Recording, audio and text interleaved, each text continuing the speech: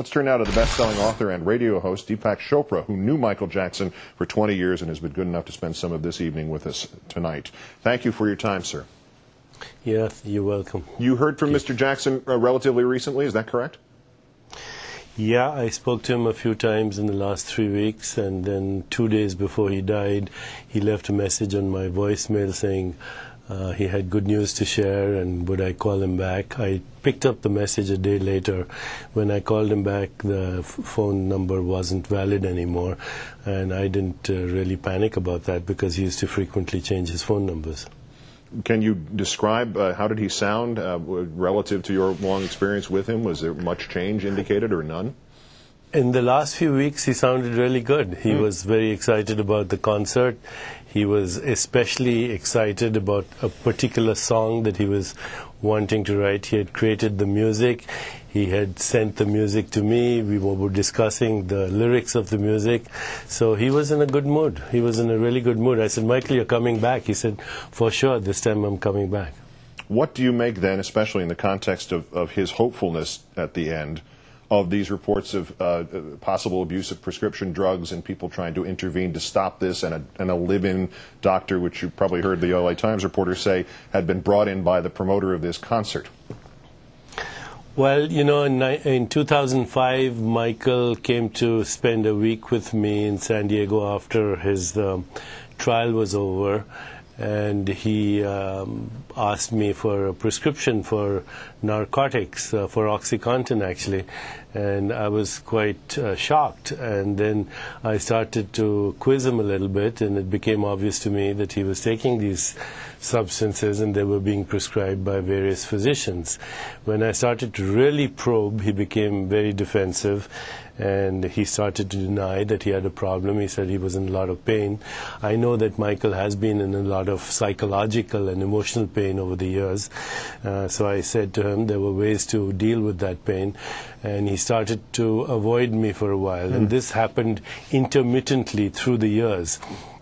That whenever I brought up this problem, he would then stop calling me, and then 2-3 weeks later he'd call me and say he was sorry, but there wasn't a problem. When he had a pain, he would get somebody to prescribe either Demerol or give him something orally like OxyContin.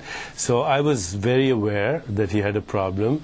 I was in constant conversation with the nanny of his children, who actually I had introduced to Michael when she was 18, which is almost 18 years ago. And she would call me when she thought he was kind of over the edge or his behavior was erratic, and she felt that it was maybe a result of the drugs.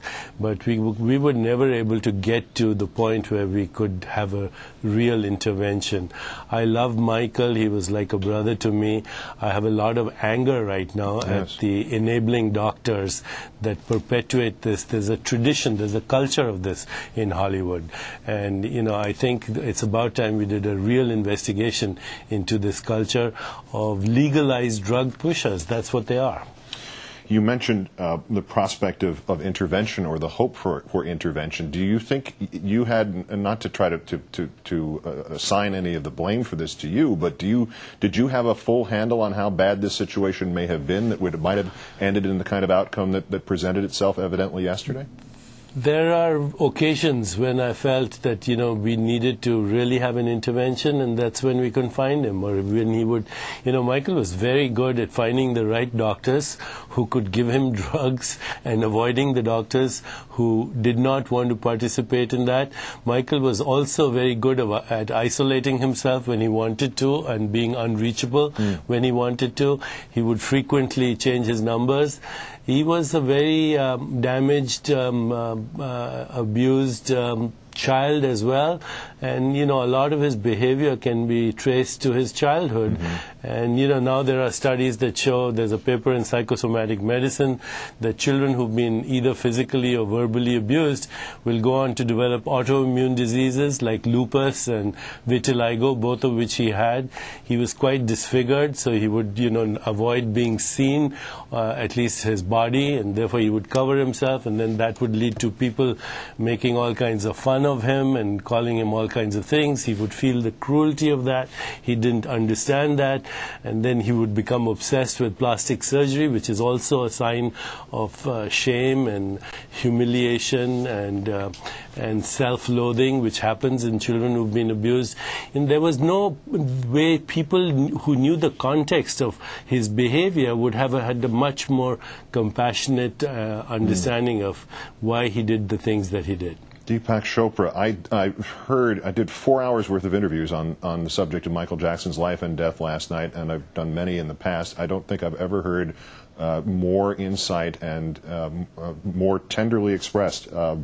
I'm sorry that you've lost your friend, and I thank you for being as open with us as you have been tonight. Thank you, Keith. He was my brother. Thank you. Our condolences, sir. Goodness.